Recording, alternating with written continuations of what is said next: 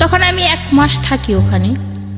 থাকার পরে যেটা হয় আর কি, মেয়েদের যে মানে মাসে মাসে পিরিয়ড হয় আর কি, এটা হয়ই না হওয়ার কারণে আমি কাউকে জিজ্ঞেস করি, একজনকে জিজ্ঞেস করি, তখন সে পাত্তা দেয় না, বলে কি তুই তো আবিয়াতা মেয়ে, তোর কি হবে, মানে উনি আরো হাসে।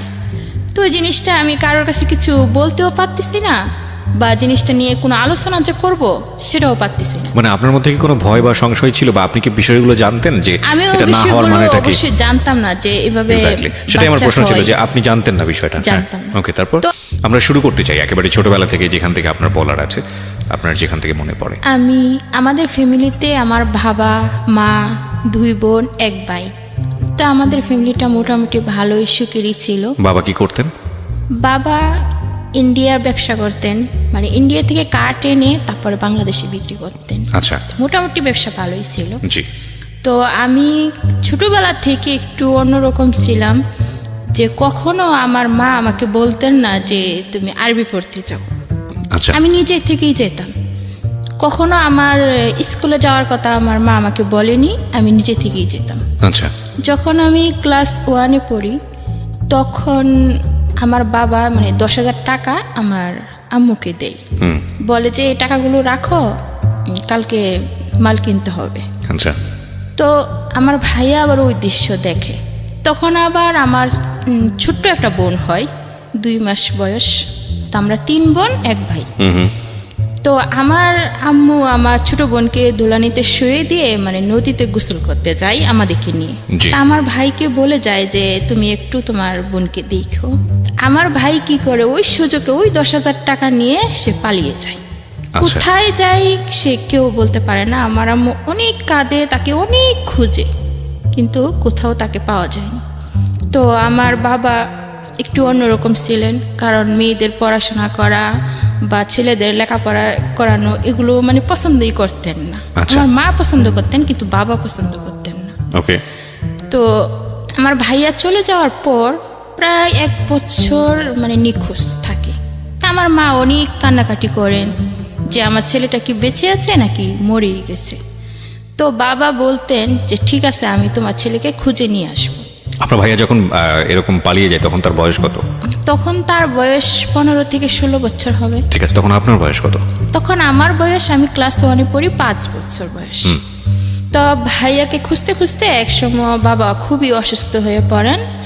তো বাবা আমাদের ভৈরব রায়পুরা থানা, ওখানে আমার একটা হুপু আছে, হুপুর বাসাতে যান অসুস্থ অবস্থায়। তো ওখানে গেলে আমার হুপু দেখে চিকিৎসা করে, কিন্তু ভালো হয় না। জি। তো আমার হুপু বলতেছে যে ভাই তুমি তো এখানে আসছো, কিন্তু তুমি যদি এখানে মারা যাও তাহলে তোমার স্ত্রী সন্তান তোমাকে দেখতে পারবে না। ওকে। এক কাজ করো, তুমি বাড়িতে চলে যাও। তা আমার মা এক কাজ করে, আমাকে নিয়ে অনেক দূরে একটা হুজুরের কাছে যায়। আচ্ছা। গিয়ে হুজুরের পায়ে হাতে ধরে কাঁদতে থাকে যে আমার একমাত্র ছেলে, তার বাবা অসুস্থ, এখন সে যদি বাড়িতে না আসে, যদি তার বাবা মারা যায়, তাহলে আমার স্বামী বলে যে ও নাকি ওকে মাটিও দিতে পারবে না, তাহলে একটা সুখ থেকে যাবে। তো উনি বলে কি মা কেঁদো না। তো শনিবারে যাই আমাকে নিয়ে, তো উনি কিতাব দেখে 2টা তাবিজ লিখেন, যদি আপনার ছেলে জীবিত অবস্থায় থাকে তাহলে 7 দিনের ভিতরে ফিরবে, আর যদি না ফিরে তাহলে ভাববেন যে আপনার ছেলে মারা গেছে। তো আমার আম্মু না তাই করে, শনিবারে তাবিজটা না রাখে। দেখা যাচ্ছে বৃহস্পতিবার রাত্রে 9টার দিকে আমার ভাইয়া বাড়িতে পৌঁছে যায়। জি। তো আমার ভাইয়াকে দেখে আমার আম্মু অনেক কাঁদতে থাকে যে তোর বাবা অসুস্থ, তুই কোথায় হারিয়ে গেছিলি। তখন ভাইয়াও কাঁদতে থাকে, বাবার পায়ে যায় পড়ে, আমি ভুল করছি, আমাকে ক্ষমা করে দাও। তো আমার বাবা বলে কি না, সন্তানে যতই ভুল করুক মা বাবার কাছে ভুল মনে হয় না, আমি তোমাকে ক্ষমা করে দিছি। ওকে। তো আমার ভাইয়া আসার পরে 21 দিন পরে কি আমার বাবা মারা গেছে। তো আমার অনেক কষ্ট লাগে যে অল্প বয়সে, এত ছোট্ট বয়সে আমার বাবাকে আমরা হারিয়ে ফেললাম। তো এমনিতে অভাবের সংসার, বেশি একটা উন্নত ছিল না। আমার ভাই আমার মা দুজনে রুজি করে, একটু জমি ছিল, ওইগুলা কিছু বিক্রি করছে, আর কিছু বাড়িটা ছিল, ওরকম করে আমাদের দেখা যায় 5 পর্যন্ত পড়ানোর মোটামুটি আমার মা আমাদের নিয়ে চলতেছে। ঠিক ওই অবস্থা আমার 5-এর পরীক্ষা শেষ, তো আমার ভাইয়া চট্টগ্রামে থাকতো, জি ওখানে থেকে কাজ করতো। ওখানে আবার আমার বাবা আমার মাকে বিয়ে করার আগে আরেকটা বিয়ে করছিল, তো ওনার ওই মানে আমার বড় আম্মু মারা গেছে। জি তো ওনার আবার একটি মেয়ে আছে, উনিও আবার চট্টগ্রামে থাকে, ওনার ওখানেই বিয়ে হয়। আমাকে নিয়ে আমার ভাই ওখানে যায় বেড়ানোর জন্য। তা আমি বেড়াতে যাই, আবার বোনের বাসায় থাকি। তো বোনের একটা দেওর আছে, মানে উনি মাঝে মাঝে আসতেন, তখন আমার বয়স মনে করেন 10 বছর বয়স। জি কিরকম জানি খারাপ নজরে তাকাইতেন আমার দিকে। তো আমার কাছে খুবই যন্ত্রণা মানে মনে হইতো যে ওই লোকটা এরকম কেন, এভাবে তাকাচ্ছে কেন আমার দিকে। এক পর্যায়ে ও কি করে আমার হাতে ধরে টেনে ধরে আমাকে, তা আমি কোনো রকমের ছুঁইটা পালাইয়া যাই। তো আমি ভাইয়াকে বলি, ভাইয়া আমার না এখানে থাকতে ভালো লাগে না, আমি বাড়িতে চলে যাব, আমি এখানে থাকবো না। তো ভাইয়া আবার 2-3 মাস পরে আমাকে সিলেট নিয়ে আসে, বাড়িতে চলে আসি। আসার পরে আমি আমার মামার ক্ষেত আছে, মানে আলু করে, অনেক কিছু চাষ করে ওরা, ওদের ওখানে যাই মানে আলু তোলার জন্য। জি তো মামা বলে কি যে না, তোরা আলু তুলবি না, তোদের আলু তোলার কোনো প্রয়োজন নেই, তোর মা ভালো না। তো এই কথাটা বলার পরে আমার অনেক খারাপ লাগে যে আমার মা ভালো না, কি করছে আমার মা, এক্স্যাক্টলি। কাকে প্রশ্ন করব। একদিন মা বড়ই পারতে বড়ই গাছের তলায় যায় আর কি, অনেকটা দূরে। মানে মাকে কিভাবে প্রশ্ন করব, আর একাকে কোথাও আমি মাকে পাচ্ছি না যে এই প্রশ্নটা আমি করব। জি তো ওখানে যাওয়ার পরে আমি আমার আম্মুকে বলি যে মা, ওরা কি বলে এসব, লোকেরা বলে তুমি নাকি ভালো না, কি করছো মা তুমি? কই আমি তো কিছু করি নাই। তারপরে আমি মনে করেন সপ্তাহখানিক থাকার পরে আমি বুঝতে পারি এবং কি জানতে পারি যে আমাদের প্রতিবেশী একজন, মানে আমাদের সম্পর্কে দুঃসম্পর্কের মামা হয়, তার সাথে আমার মায়ের বিয়ে হয়ে যায়। ও ওকে। তো আমার ভাইয়া আসেনি, আসছে আমার ভাইয়া বাজারে ঘাটে যায়, সেও শুনে তার কাছে খুবই খারাপ লাগে, সম্মানে বাঁধে। তো আমার ভাইয়া এক পর্যায়ে রাগ করে বাড়ি বিক্রি করতে চাই, তো গ্রামের লোকজন কিছুতেই বাড়িটাকে বিক্রি করতে দেয় না। তো বলে কি, তুমি যখন বিয়ে বসে গেছো আমাদের দিকে তাকাইলে না, তাহলে আমার ভাই বোন নিয়ে আমি যেদিকে চোখ যাই আমি ওদিকে চলে যাব। তো উনি কি করেন, আমাদের 3 বোনকে নিয়ে চলে যেতে চাই, কিন্তু আমার ছোট্ট বোনটা ছোট্ট ছিল 3 বছরের মতন, তো ওকে রেখে দেয় গ্রামের মানুষ, কিন্তু আমাদেরকে রাখিনি। তো আমরা 2 জনকে নিয়ে চট্টগ্রামে চলে যাই। যাওয়ার পরে আমি এত ছোট যে কোথায় যে কাজ করব সেটা আমার পক্ষে সম্ভব না, বা কেউ আমাকে নিবেও না। তো ভাইয়া বলে যে কি কাজ করো, আমি একা কাজ করে তোমাদের পালবো। আবার আমার ছোট বোনটাকে স্কুলে ভর্তি করে দেয় ওখানে নিয়ে, কিন্তু আমাকে স্কুলে ভর্তি করে না, আমাকে কাজের জন্য চাপ দিতে থাকে। তা আমি বিভিন্ন অফিসে যাই চাকরি নেওয়ার জন্য, কিন্তু কোথাও আমার চাকরি হয় না। লাস্ট পর্যন্ত আমি একটা সুতার ফ্যাক্টরি, ওখানে গিয়ে কাজ করি। 1 সপ্তাহ কাজ করার পরে নাইট ডিউটি আসে, জীবনে কখনো জেগে থাকিনি। তো আমি 2 দিন নাইট করার পরে কি হয় যে জ্বর আসে আমার শরীরে, প্রচুর পরিমাণ জ্বর আসলে কি করে, আমি শুয়ে থাকি ঘরের ভিতরে, আমার ভাই একটা লাঠি নিয়ে আসে আমাকে অনেক মারে, যে তুই শুয়ে আসিস ডিউটি ফালাইয়া, তারপরে তোর চাকরিটা কি থাকবে, এরকম বলে। তখন আপনারা কয়জন মিলে থাকতেন একসঙ্গে? আমার 2 বোন, মানে আমার ছোট বোন, আমি, আমার ভাই, 3 জন মিলে থাকতেন। 3 দিন মিলে, মানে চিটাগঙ্গে বাইজে মুস্তান, ওখানে থাকতাম। আচ্ছা, আর আপনার মা তো তখন বিয়ে হয়ে অন্য কোথাও চলে গেছে? অন্যের ঘরে চলে গেছে। ওকে। তখন আমার ভাইয়ার এই মায়ের আমি কিছুতেই সহ্য করতে পারিনি। তো মায়ের খেয়ে আমি ওই আমার এই সৎ বোনের কাছে যাই, যে বলে যে আপা তুমি আমার যে কোনো একটা কাজের ব্যবস্থা করে দাও। বলতে সৎ বোনটাকে মানে আমার বাবার আগের তরফের মেয়ে। ও, আগের তরফে আমার একটা বিয়ে ছিল। আচ্ছা, বিয়ে ছিল, মানে উনি মারা গেছে, তো উনার একটা মেয়ে থাকে। তো উনি আমাদেরকে বেশি একটা কেয়ার করতেন না, মানে দেখতে পারতেন না, আশ্রয় দিতেন না, ভালোবাসতেন না আমাদেরকে। তবুও আমি ওনার কাছে যাই, বলি যে আমাকে একটা চাকরি দাও বা একটা কাজ দাও, আমি ভাইয়া আমাকে মারে, আমি ওখানে থাকবো না। তো উনি কি করেন, ওনার একটা দুঃসম্পর্কের একটা মেয়ের সাথে মানে ফিশারিতে নিয়ে চাকরি দেয় আমাকে। আচ্ছা। ফিশারিতে চাকরি দেওয়ার পরে আমি কাজ করতে থাকি টানা সকাল 8টা থেকে রাত 8টা পর্যন্ত ডিউটি, 1500 টাকা বেতন। জি। তো ওখানে আবার থাকার কোয়ার্টার আছে, আবার ওখানে খাওয়া দাওয়ার মানে ব্যবস্থা ভালো। 600 টাকা মাসে কাটে। তো মেয়েদের সাথে ওখানেই আমি থাকতাম। তা আমার বোন কি করতো, আমার যে সৎ বোন আমাকে নিয়ে চাকরি দিছিল, উনি ওখানে যাইতেন, যে আমি চাকরি করতাম, উনি মাসে মাসে টাকাটা নিয়ে আসতেন। জি। তখন ওখানে আমাদের মেয়েদের সাথে পরিচয় হতে হতে তখন মেয়েরা আমাকে বলতেছে যে তুমি এত কষ্ট করে কাজ করো, এক সেট জামা কাপড় বানাইতে পারো না, কিছু না, তোমার বোন এসে টাকা নিয়ে যায়, এই মাসের থেকে তুমি আর টাকা দিবা না, আমাকে শিখিয়ে দে। তো ও আসে টাকার জন্য, আসলে আমি বলি কি না, তোমাকে টাকা দিব কেন, কষ্ট করে আমি কাজ করব আর তুমি টাকা নিয়ে যাবে, সেটা হয় না, আমি এবার জামা কাপড় বানাবো। তখন আমি কেরানিকে গিয়ে বলি যে আপনি আমার বোনের হাতে বেতন দেন কেন, আমার বোন কাজ করে না আমি কাজ করি, তুমি এই কাজ করো, তাহলে আর টাকা আমার কাছে দিবেন। তো ওরা কি করে, এক পর্যায়ে আমার বোন টাকা না পাওয়ার কারণে ও আমাকে জুতো দিয়ে ওখানেই মেরে আসে। আচ্ছা। তো আমার ভাই 3 মাস 6 মাস পর পর আমাকে দেখতে যেত, কিন্তু দেখতে যেত না, আসলে টাকা আনতে যেত। কখনো ভাবতো না যে আমার একটা ছোট বোন আছে, তার জন্য একটা জিনিস কিনে নিয়ে যায়, এরকম কিছু করতো না। তো সবাই বলতো তোর কেমন ভাই কেমন বোন, ওরা তোর কথা ভাবে না কখনো, শুধুই টাকা নিতে আসে।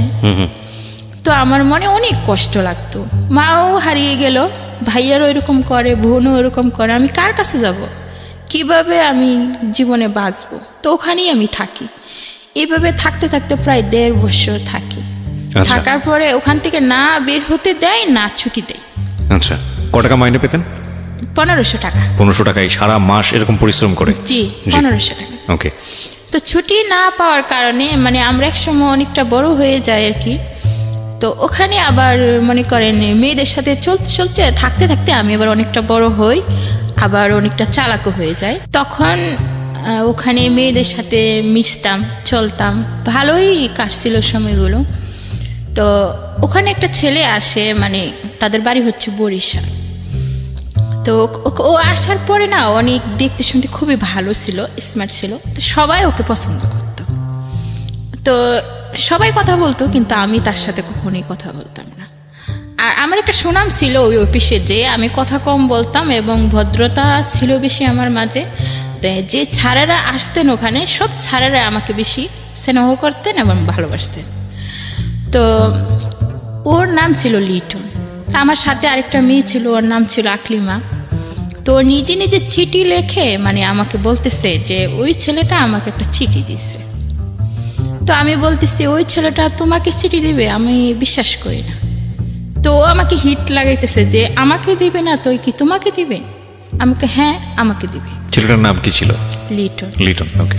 তো আমি বললাম, ও আমাকে সাথে চ্যালেঞ্জ করতেছে যে 1 সপ্তাহ টাইম, যদি তুই এই চ্যালেঞ্জে জিততে পারস তাহলে আমি তোকে 1000 টাকা খাওয়াবো, আর যদি তুই হেরে যাস তাহলে আর তুই আমাদেরকে 1000 টাকা খাওয়াবি। ওকে। মানে এরকম একটা বাজি ধরে আর কি আমার সাথে। তো আমি কই ঠিক আছে। তো ছেলেটা দিনে ডিউটি করতো, আমরা নাইট ডিউটি করতাম। তো ওরা বের হতো আর আমরা ঢুকতাম, ঠিক ওই অবস্থায় ওর সাথে আমার দেখা হতো বেশিরভাগ সময়। তো আমি আগে থেকে বুঝতে পারতাম যে ছেলেটা আমাকে অবশ্যই পছন্দ করছে। তো আমি ওকে দেখেই হাসতাম। তো ওরকম হাসতে হাসতে 1-2 দিন পরে ও কি করে নাইট শিফটে চলে আসে। তো আদার পিসের কাজ হতো ওই অফিসে বেশিরভাগ। আদার পিসের কাজ হইলে দেখা যাইত কি ওরা আর আমরা একসাথে মিলেমিশে কাজ করতে হইতো। মানে আমি, আমার আরো 2টা বান্ধবী ছিল, সুমি, জমিলা, আমরা 3 জনই এক সমান সমবয়সী ছিলাম। তো ওরা আদার পিসে যে স্যারগুলো ছিল, যে ভাইয়ারগুলো ছিল আর কি, তো ওরা আমাদেরকেই বেশি পছন্দ করতো, অন্য সব কোনো মেয়েকে পছন্দ করতো না, সবাইকে বের করে দিত ফ্লোরে আর আমাদেরকে রেখে দিত। তো আমরা ওই কাজগুলো করলে স্যারেরা আমাদেরকে বোনাস দিত। জি। তো এইভাবে ওই ছেলেটা মানে আস্তে আস্তে ওর সাথে আমার কথা হয়, কথা হইতে হইতে একদিন আজানের আগেই কাজ শেষ হয়ে যায়। আচ্ছা। তখন ওর একটা বন্ধু দিয়ে ওই অফিসের মধ্যে, আবার বিদেশি অফিস ছিল, তো অনেক ফুলের বাগান ছিল, দেখতে খুবই সুন্দর ছিল অফিসটা। তো ফুল আইনে আমার সামনে ধরে রাখছে। আমি বলতেছি কি ব্যাপার, ফুল আসলো কই থেকে, আপনি আমাকে ফুল দিচ্ছেন কেন? আমি তো দেই নেই, একজন তোমাকে ফুলগুলো দিছে। কে দিচ্ছে? লিটন। আমি তখনও 1 সপ্তাহ পূর্ণ হয়নি, 1 সপ্তাহ পূর্ণ হতে 2 দিন বাকি আছে। তো ফুলগুলো দেওয়ার পরে আমি নিছি, মানে আমি তাকে বুঝাইছি যে আমিও তাকে পছন্দ করি। জি। পরের দিন ও আমাকে একটা চিঠি দেয়। চিঠিতে অনেক কিছু লেখা থাকে যে ও আমাকে পছন্দ করে, ভালোবাসে।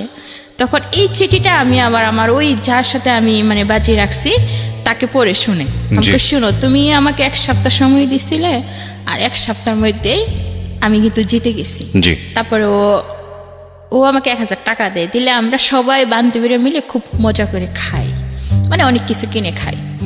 খাওয়ার পর আমার উদ্দেশ্য হলো যে আমি আর ওর সাথে কখনোই কথা বলবো না, জাস্ট এটা একটা মজা ছিল। তো ও তো সত্যি সত্যি আমাকে মন থেকে ভালোবাসতো। তা আমি কথা না বলার কারণে সে আমাকে অনেক খুঁজতে থাকে, মানে আমাকে অনেক রিকোয়েস্ট করতে থাকে, সবাইকে দিয়ে খবর পাঠায়, চিঠি দেয় যাতে আমি ওর সাথে 1 মিনিটের জন্য হলো কথা বলি আর কি। তো ওরকম করতে করতে ওর প্রতি আমার একটা মায়া কাজ করে, আমিও ওর সাথে কথা বলি। বলতে বলতে এক সময় একদম সুন্দর একটা সম্পর্কই তৈরি হয়ে যায় আমাদের মাঝে। জি। তো 1.5 বছর হয়ে যাওয়ার পরে আবার কি হয় যে তার মধ্যে 6-7 মাসের বেতন আমাকে দেয়, আর 6-7 মাসের বেতন আমাদের ওরা আটকে দেয়। মানে আমরা ওখানে থাকতে চাচ্ছি না, মানে আমরা চলে যাব অন্য কোথাও। আচ্ছা। ওই গৃহবন্দী হয়ে থাকতে আমাদের ভালো লাগে না। আর ওদের কথা হচ্ছে যে ওই 3টা মেয়ে খুবই ভালো কাজ পারে, আমরা কখনো ওদেরকে হাতছাড়া করব না। তো আমাদেরকে ছুটি দেয় না, ওখানেই মানে বন্দি হয়ে থাকতে হয়। তো একদিন সকাল সকাল কাজ শেষ হয়ে যায়, তা আমরা বুদ্ধি করি, আমি, জমিলা আর সুমি, যে আমরা এখান থেকে পালিয়ে যাব। বেতন যা আছে এগুলো সব ফেলেই পালিয়ে যাব, এখানে থাকবো না, গৃহবন্দী হয়ে থাকতে ভালো লাগে না। তো আমরা ফ্যাক্টরির সমস্ত সাইড মানে ঘুরতে থাকি আর কি, যে কোন দিক দিয়ে পালানো যায়, গেট দিয়ে তো আর বাইরে হইতে দিবে না। তো একটা দারোয়ান ছিল, মিজার নাম, উনি বলতেছে কি ব্যাপার তোমরা এত ঘোরাঘুরি করতেছো, পালিয়ে যাবা নাকি? আমি বলতেছি আরে না, পালাবো কেন, যাইলে গেটের সামনে দিয়ে যাব, পালাবো না। তো আমরা কি করি, ঘরে যাই, ঘরে গিয়ে লাইট বন্ধ করে নিজেদের ব্যাগ গুছাইয়া ওই মানে ওয়ালের ও পাশে যেতে হবে যে কোনোভাবে। এখন জমিলা একটু পাতলা সাইজের ছিল, ও পার হয়ে যায়, আমিও পার হয়ে যাই, সুমিও পার হতে পারে না। তো ওরে কষ্ট করে টেনে মেনে তুলে 3জনেই পার হয়ে অনেকটা দূরে চলে যায়, যে একজনের বাসায় জামা কাপড়গুলো রাখি, কিন্তু অফিসের লোক ঠিকই ধরে ফেলে যে আমরা পালিয়ে যাই। তো আমরা যাই মেন রোডে উঠি, ওরাও অফিসে মানে গেট দিয়ে যায়, আর আমাদের সামনাসামনি হয়ে যায়। এখন আমরা খুবই ভয় পাইতেছি যে ওরা তো আমাদেরকে এখন ধরে নিয়ে যাবে, এখন কি করব। তো রিক্সাওয়ালাকে বলি যে আমাদেরকে নিয়ে যান, ওনারা নেই না। বাসওয়ালাকে বলি যে আমাদেরকে নিয়ে যান, ওনারাও নিচ্ছেন না। তখন ভোর আজানের পর একদম কোনো মানুষ নাই রাস্তাঘাটে।